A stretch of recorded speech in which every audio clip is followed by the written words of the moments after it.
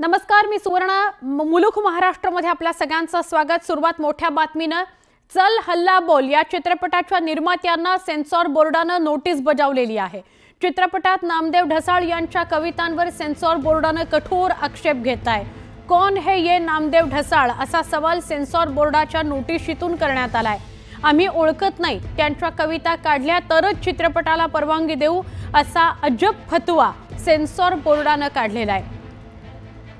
रेवणकर आणि सय्यद रबी हशमी या censor board अधिकाऱ्यांनी ही नोटीस चित्रपट निर्मात्यांना पाठवली आहे. महेश बनसोडे लिखित आणि दिग्दर्शित चल हल्ला बोल हा चित्रपट 70 ते 75 वर्षातील युवा क्रांती दल आणि दलित पॅन्थर चळवळ यावर आधारित आहे. तत्कालीन प्रख्यात साहित्यिक आणि कवी नामदेव ढसाळ यांच्या चळवळ कालखंडावर हा चित्रपट आधारित आहे.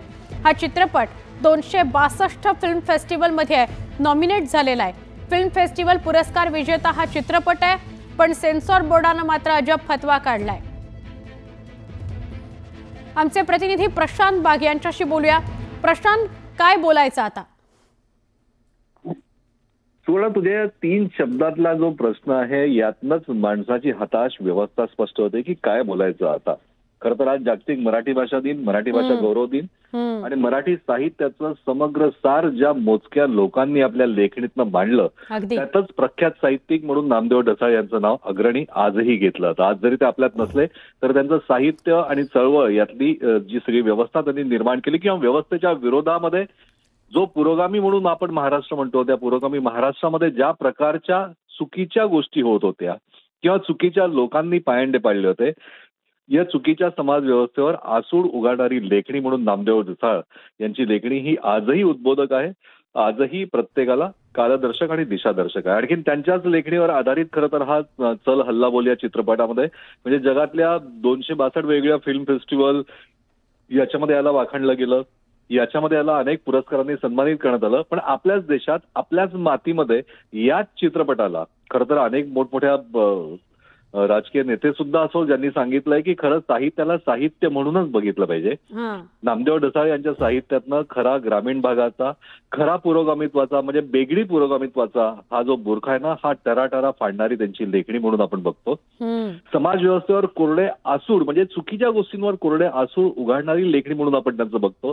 त्यांचं साहित्य असो की त्यांच्या रचना या सगळ्यांचा आधारित असलेला हा चित्रपट 70 ते 75 आणि सेन्सॉर बोर्ड सांगता की कोण है नामदेव ढसाळ म्हणजे महाराष्ट्राच्या मातीतल्या व्यक्तीला जर का नामदेव ढसाळ कोण आहे असं विचारलं तर तो अक्षरशः डोक्याला हात लावेल. हे कोणत्या प्रकारचे सेन्सॉर बोर्डचे अधिकारी की ते मराठी चित्रपटाला प्रमाणित करताना कोण है ये नामदेव ढसाळ उसकी कविता पूरी निकाल दो फिर ही हम इसको परमिशन देंगे असा सवाल उपस्थित करताय. हेच आजच्या जागतिक मराठी भाषा दिनाच्या दिवशी हे धक्कादायक आपल्या समोर येत आहे. अत्यंत धक्कादायक आहे. जसं प्रशांत तुम्ही म्हणालात की आतापर्यंत नामदेव ढसाळ यांनी काय काय लिहून ठेवले, कोणत्या कोणत्या विषयांवर भाष्य केलेलं आहे आपल्या लेखणीतून, हे तर पुढे राहिलं. पण ज्याला मराठी माहिती आहे, ज्याने काही थोडं बहुत जरी मराठी वाचलंय, त्याला नामदेव ढसाळ हे नाव माहीत नाही असं होणंच शक्य नाही. अत्यंत शोकांतिक आहे ही. आपण बघूया काही प्रतिक्रिया या संदर्भातल्या येत आहेत. काय आहेत त्या प्रतिक्रिया? आम्ही डिबेटसाठी जेव्हा त्यांच्यासोबत बसलो तेव्हा त्यांनी सांगितलं की नामदेव ढसाळांच्या कविता आहेत, त्याच्यामध्ये शिव्या आहेत आणि त्या तुम्हाला काढाव्या लागतील. आम्ही विचारलं की तुम्हाला नामदेव ढसाळ कोण माहीत आहेत का, ज्यांना भारत सरकारने पद्मश्री पुरस्कार दिलेला आहे, त्यांच्या गोलपीठाला पुरस्कार आहे, त्यांच्या कविता अदर लँग्वेजमध्ये ट्रान्सलेट होऊन तिकडच्या युनिव्हर्सिटीमध्ये शिकवल्या जातात, इथल्या युनिव्हर्सिटीमध्ये शिकवल्या जातात. ते खूप मोठे साहित्यिक होते, कवी होते, त्यांना महाकवी म्हणून संबोधलं जातं. तर त्यावेळी ते ऑफिसर होते, त्यांनी सांगितलं की कोण नामदेव ढसाळ आम्ही ओळखत नाही. तिथून ह्या संघर्षाची सुरू झालेली आहे आणि हा सिनेमा आता रिवायझिंग कमिटीकडे आहे आणि रिवायझिंग कमिटी ह्याकडे लक्ष देत नाही, दुर्लक्षित केलेलं आहे. आपल्याबरोबर कलाकार आहेत प्रतिभा शर्मा, त्यांच्याशी बोलूया. प्रतिभाजी, नामदेव ढसाळ कोण है असं महाराष्ट्रात विचारणारा विरळच असेल आणि सेन्सॉर बोर्डातल्या अधिकाऱ्यांनी हा प्रश्न विचारलाय दिग्दर्शकाला, काय सांगाल? हास्यास्पद गोष्ट आहे ही.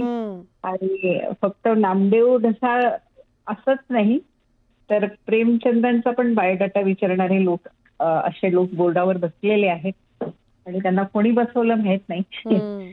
अगदी. काय सांगायचं, इतकं भयानक अज्ञान आहे प्रत्येक गोष्टीविषयी, की मंदिरात हे दाखवू नये, मंदिरात फलानं दाखवावं.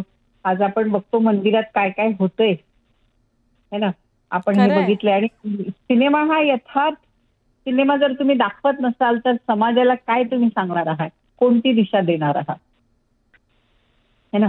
अगदी जर बरोबर. आपण अगदी बरोबर. म्हणजे अनेकदा अनेक चित्रपट आपण असे पाहिलेले आहेत ज्यामध्ये विचित्र वेगवेगळे शब्द आणि हावभाव आपल्याला बघायला मिळतात. त्यावर सेन्सॉर बोर्ड काही आक्षेप घेत नाही.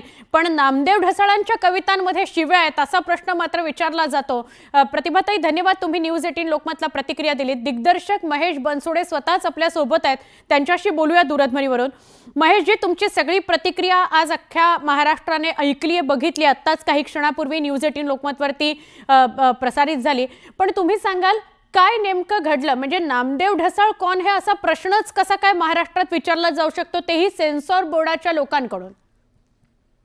त्याचं म्हणजे आपण जेव्हा फिल्म सबमिट केली त्याच्यामध्ये आपल्या फिल्मची कथा, फिल्मचं टायटल, तर ऍक्च्युली ते जे रिजनल ऑफिसर असतात त्यांनी त्या सिनेमाची कथा बघून ज्युरी नेमायला हवे होते, की ज्यांना ह्या चळवळीची जाण आहे, विषयाची जाण आहे. तर त्यांनी जे ज्युरी नेमले होते त्यांना हे चळवळच माहित नाहीये, नामदेव ढसाळांचे कार्य माहित नाहीये, युवा क्रांती दल मुवमेंट माहित नाहीये त्यांना. आणि सिनेमा त्यांनी युए साठी रिजेक्ट केला आणि ए साठी त्यांनी अशा काही कटिंग दिलेत की ज्या सिनेमामध्ये खूप महत्वाच्या गोष्टी आहेत, जसं वाघ्या मुरळ्यांचा डान्स, ज्याला आपण लोकनृत्य म्हणतो. अगदी. तर त्याला लोकनृत्य म्हणतात की स्टेज डान्स म्हणतात हे सुद्धा त्या ज्युरींना माहिती नाहीये. नोटिसामध्ये स्टेज डान्सर म्हणून लिहिलंय. त्याच्यानंतर मंदिराची संस्कृती असलेलं आपलं गावची संस्कृती मंदिरांची संस्कृती आहे, तर मंदिराचे सीन काढायला सांगितलेले आहेत. हरामखोर नावाचा सिनेमा सेन्सॉरनी पास करून नवाजुद्दीन सिद्दीकीचा रिलीज झालेला आहे, मात्र आपल्या सिनेमामध्ये हरामखोर या शब्दाला ऑब्जेक्शन घेतलेलं आहे. अगदी. मी ऐकलं तुमची प्रतिक्रिया. तुम्ही म्हणालात की कवितांमधल्या शिव्यांवर आक्षेप घेण्यात आलेला आहे. तुम्हाला विनंती आहे, आमचे प्रतिनिधी प्रशांत बाग तुमच्याशी बोलतायत. प्रशांत. मनोजची खरं तर म्हणजे विद्रोही साहित्य म्हणजे काय, तर समाजामध्ये ज्या चुकीच्या गोष्टी आहेत त्याच्यावर आसूड उघडणारं साहित्य, हा असा गौरव नामदेव ढसाळ यांचा पद्मश्री देताना केंद्र सरकारने केला होता. आणि या सेन्सॉर बोर्डाने ज्या प्रकारे प्रश्न उपस्थित केले, तुम्ही त्यांना सवाल नाही विचारला, तुम्हाला पद्मश्री माहित नाही म्हणून. बरोबर. तुम्ही सेन्सॉर बोर्डाच्या अधिकाऱ्यांना विचारलं नाही की पद्मश्री असलेल्या व्यक्तीवर तुम्ही आक्षेप का घेतात? आम्ही विचारला, माझ्याबरोबर जे मंडळ होते त्यांनी सगळ्यांनी विचारला. एक तर ते ऑफिसर आमच्या समोरून पळून जात होते, थांबतच नव्हते. आणि त्यांना थांबवून आम्ही विचारलं तर ते म्हणाले की कोण नामदेव ढसाळ, आम्ही ओळखत नाहीये. आम्ही त्यांना सांगितलं की त्यांना पद्मश्री. त्यांनी चक्क तुम्हाला लेखी नोटीस दिलेली आहे? हो हो हो हो. तुम्ही काय ठरवलंय याबद्दल? तुम्ही कोणाशी अजून संवाद साधला? कोणत्या राजकीय नेत्यांशी संवाद साधला? सरकारशी, सांस्कृतिक मंत्र्यांशी तुम्ही बोललात? कोणत्या साहित्यिकांशी बोललात? काय सांगाल? काय केलं तुम्ही? सध्या म्हणजे अजून आम्ही कुठल्या नेत्यांशी बोललेलो नाहीये, पण चळवळीतले जे काही सक्रिय कार्यकर्ते आहेत त्याच्यामध्ये शाहीर संभाजी भगत आहेत, रवी बिलाणे आहेत, संजय शिंदे आहेत, पॅन्थर सुमेध जाधव आहेत, पॅन्थर नामदेव ढसाळांचे पुतणे आहेत. ह्या सगळ्यांशी माझं बोलणं सुरू आहे आणि ह्या सगळ्यांनी डिसिजन घेतलं आहे की सेन्सॉर बोर्डाच्याच विरोधात आपल्याला तक्रार करावी लागेल. कारण सेन्सॉर बोर्ड ज्या कारणासाठी आहे, ज्याचे काय गाईडलाईन्स आहेत, या विषयावरती चर्चा होणं गरजेचं आहे. कारण त्या गाईडलाईनमध्ये हे विद्रोही किंवा सामाजिक विषयच बसत नाहीये.